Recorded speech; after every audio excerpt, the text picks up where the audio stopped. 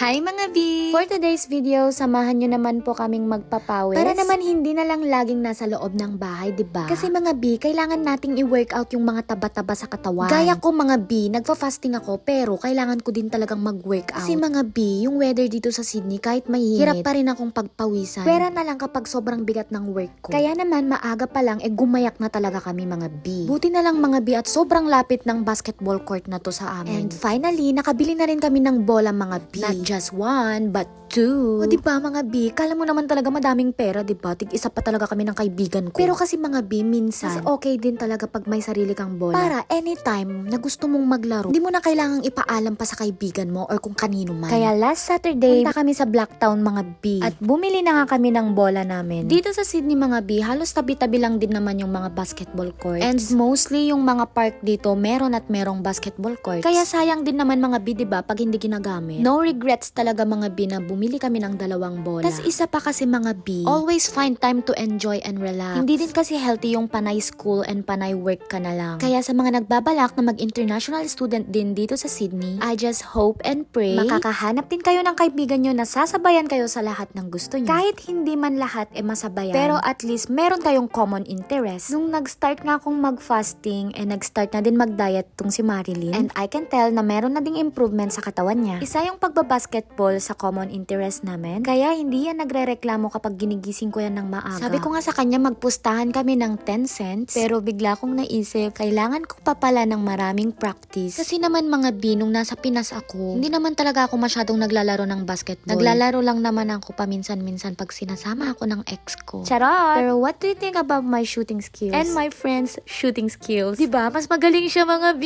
Hindi ko tumatanggap. Pero sabi nga nila, practice makes perfect. Try and try lang mga B.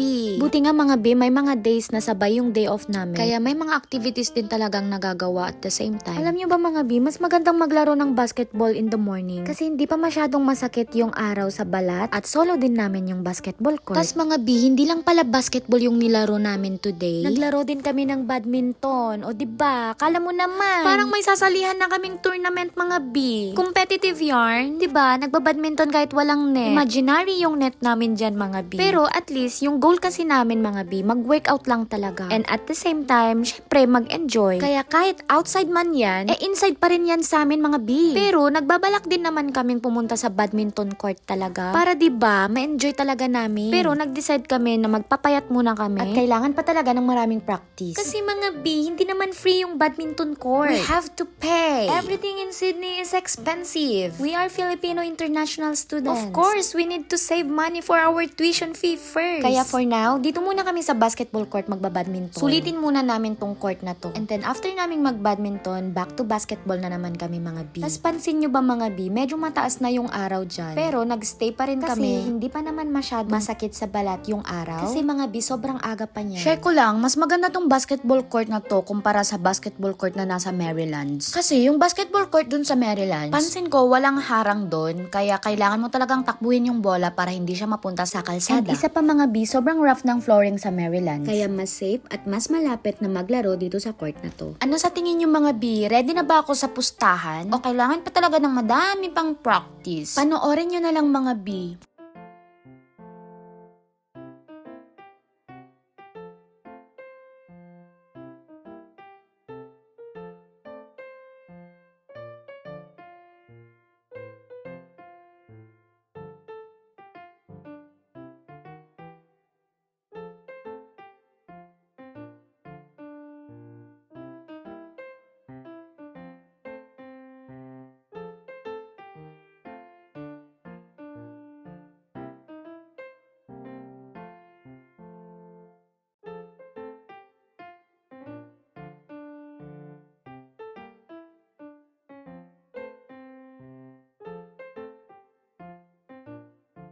And after naming magpapawis mga B, pumunta kami sa Parramatta. Since sobrang lapit lang naman niya, kaya nilakad na lang namin. Kitang-kita nyo naman mga B. Bumili kami agad ng very refreshing na inumin. Buti nga nung pumunta kami mga B, open na siya. So, sulit din talaga yung paglalakad namin. Yung in-order namin ay watermelon crush at blue Honolulu. Mga B, sobrang refreshing yan. Then after that, nag-antay kami ng bus, pero 15 minutes pa bago mag-arrive yung bus. Kaya, nag-decide ulit kami mga B na maglakad na lang pa pauwi. O diba mga B, sobrang lapit lang talaga namin sa Paramata. So ayun lang mga B, sana nag-enjoy kayo sa video na to. And thanks for watching. Bye! Follow for more!